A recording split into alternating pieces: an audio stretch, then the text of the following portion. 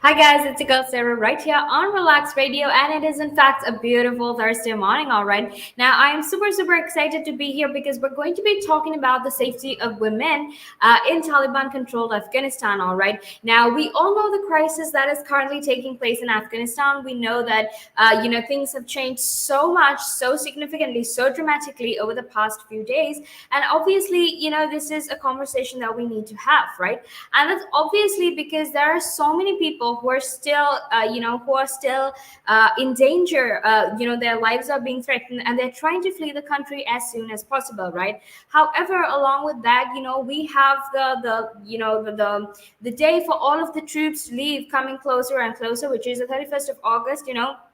It's already the 26th of August, which means that they only have about 5 more days left to actually evacuate all of these people. Right now, here in the United Kingdom, actually, we're planning to finish our evacuation operations in about 24 to 36 hours. So essentially, the RAF can be ahead to essentially make sure that they can get as many refugees as much as possible, right?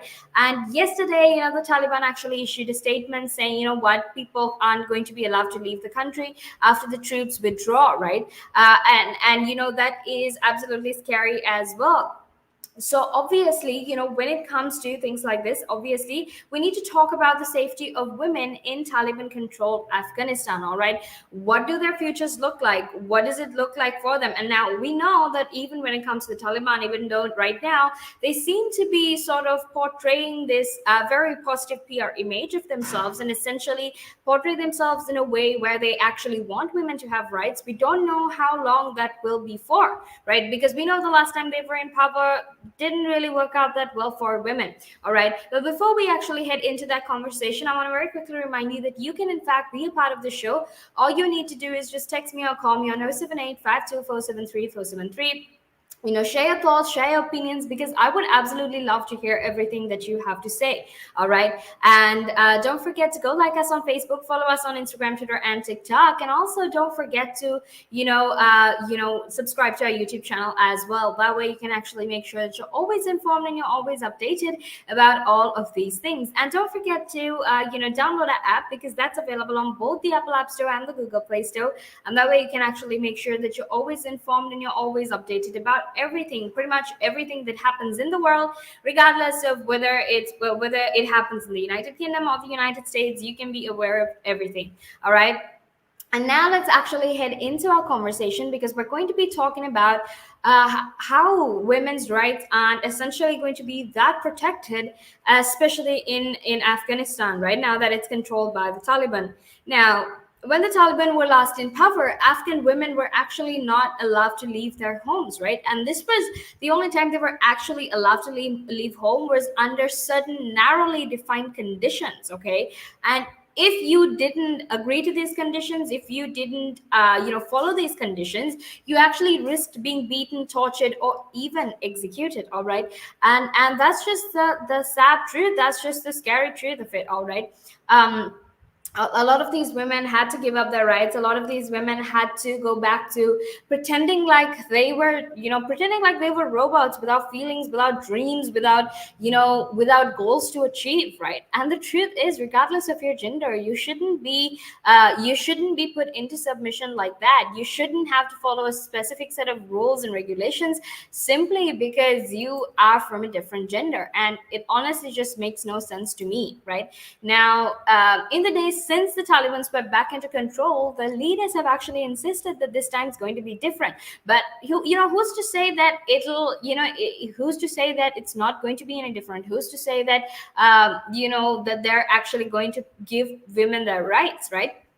Now, women, they say, will actually be allowed to work, and girls will be free to attend school, right? And this is at least within the confines of the interpretation of Islam. All right. Now, early signs have actually not been very promising, and that pattern actually continued on Tuesday with a statement from the Taliban spokesman that women should actually stay at home, at least for now. Okay. And if you were to ask why, or why exactly he said this, he said that because some of the militants have not yet been trained not to hurt them. All right, like, this is what I don't understand. What do you mean not to hurt them? Regardless of their gender, it doesn't mean you have the right to hurt anyone. Like, that's just not how rights work. Okay, now the spokesman, who happens to be Zabihullah Mujahid, actually called it a temporary policy that is intended to protect women until the Taliban could ensure their safety. Okay, now he basically said, you know what, we're very worried our forces who are new and have not yet been trained very well may mistreat women. All right. And Mr. Mujahid actually said, you know what, we don't want our forces, God forbid, to harm or harass women.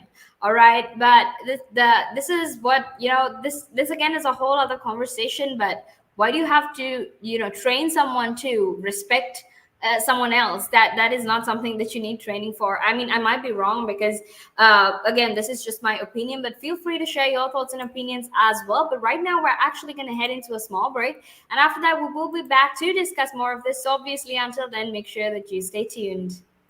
And it gives them something to look at, and it makes them laugh. It makes them laugh, so that's why I do it. Oh, and it could be a really good pickup line as well. Ladies who ask, "Hey, excuse me, so why are you wearing something so colorful?" I mean, hey, you can always have something up on your sleeve. I mean, got me thinking. You want to stand out. Why do you want to stand out though so much, especially with these kind of shirts when you're riding? There must be a purpose behind it, right? Well, when you say a purpose, Nick, what I do, I wear the shirts mainly because they're nice and bright, so they make me visible, especially if I'm riding on the road. Okay. I mean, yeah, that's very important, right? Because you want cars, yeah. Very important. And also, like, people see me in like calves, and perhaps I shouldn't be saying this on air, I suppose, but in the bar afterwards. All right. And it gives them something to look at, and it makes them laugh. It makes them laugh, so that's why I do it. Oh, and it could be a really good pickup line as well. Ladies who ask, "Hey, excuse me, so why are you wearing something so colorful?" I mean, hey, you can always have something up on your sleeve. I mean, you look like a guy who would do. You know me too well. You know me too well, Nick.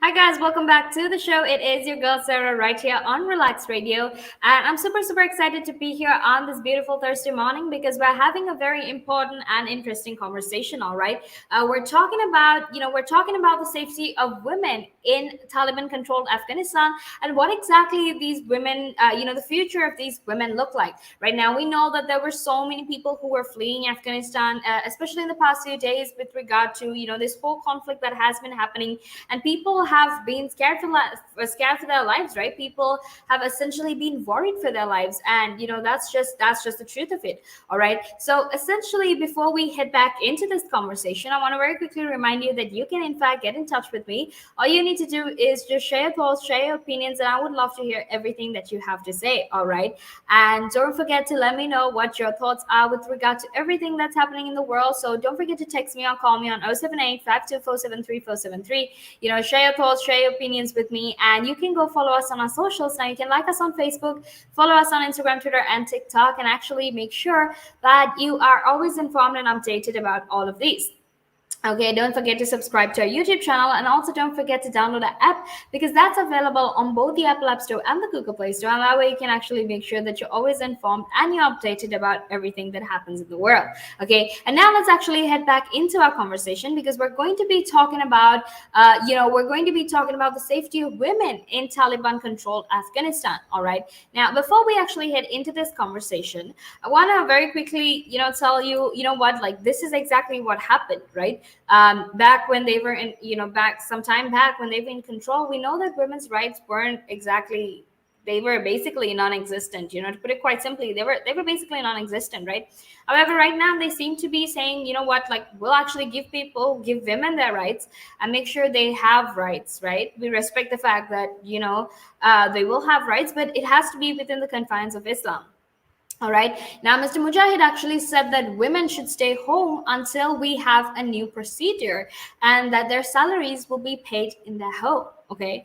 Now, his statement actually echoed comments from Ahmadullah Wasik, who happens to be the deputy of the Taliban's Cultural Affairs Committee, right? Now, he actually told New York Times this week that the Taliban had actually no problem with working women as long as they wore hijabs, right? Now, the thing is this, right? It's very easy for you to come up and say things like this, but the truth is implementing those actions, actually, walking the walk after you've talked the talk actually is the hard part, right? Because look, anyone can pretty much say, oh, you know what, we respect women, we want women to work, but especially in such a conservative culture, in such a conservative environment, the fact that women might get rights seems highly unlikely, right? Even though they're trying to portray this new image of themselves, even though they're trying to portray this positive image of themselves, it's not necessarily it's not necessarily the best, or there's no guarantee that it will actually happen,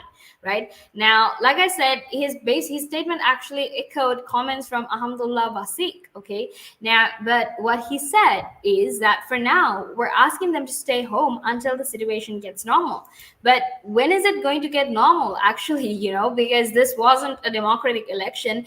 It was basically a coup, right? Not exactly a coup, but they just took hold of power.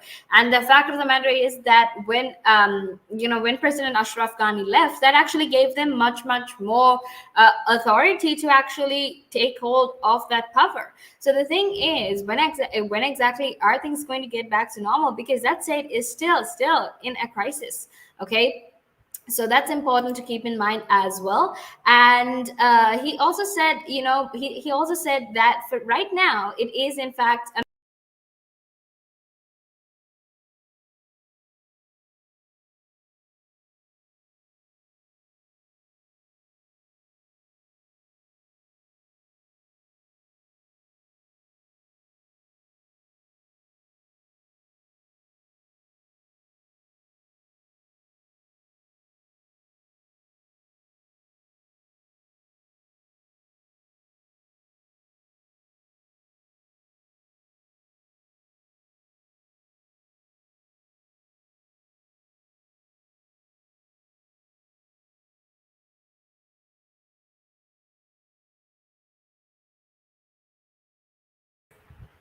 Sorry about that technical difficulty there, but basically, we have this question: when exactly is it going to get normal, right?